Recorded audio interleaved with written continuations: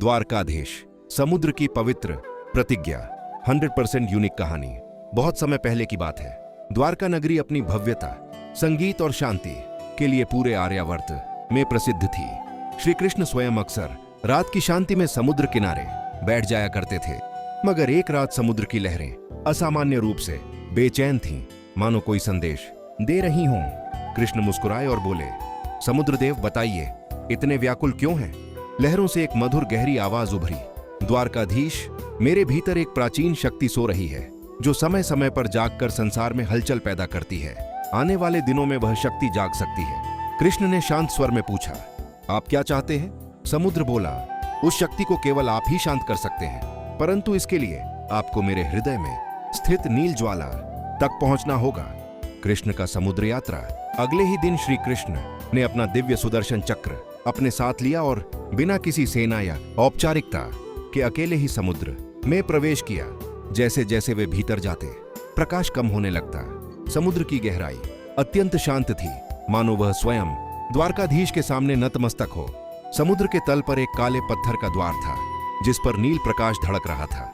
भीतर प्रवेश करते ही कृष्ण ने देखा, एक विशाल अग्निस्तंभ लहरों के बीच तैर रहा था। यही थी नील ज्वाला।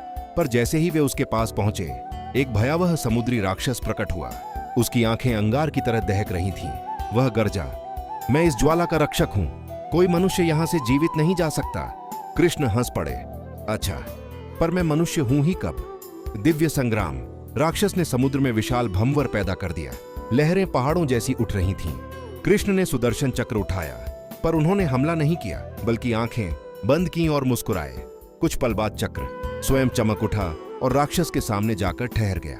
अचानक राक्षस कांपने लगा। उसके भीतर की अंधकारमय ऊर्जा प्रकाश में बदलने लगी। कृष्ण बोले, शक्ति को नष्ट नहीं किया जाता, उसे दिशा दी जाती है। राक्षस शांत हुआ और नील ज्वाला स्वर्ण प्रकाश में परिवर्तित हो गई। समुद्र देव प्रकट हुए और बोले, द्वारकाधीश, आपने केवल मेरे भीतर नहीं, संसार के भीतर की भी हलचल को शांत कर दिया। द्वारका की नई सुबह। अगले दिन जब कृष्ण द्वारका लौटे, पूरे नगर पर एक दिव्य सुनहरा प्रकाश बिखरा था। किसी को नहीं पता कि क्या हुआ, पर सभी महसूस कर रहे थे, द्वारका अधिक सुरक्षित, अधिक पवित्र बन चुकी है। बाद में कृष्ण ने बस इतना कहा, अशांति हमेशा बाहर नहीं होती, कभी कभी वह भीतर की लहरों में भी छुपी रहती है। उसे प्रेम से ही शांत किया जा सकता है।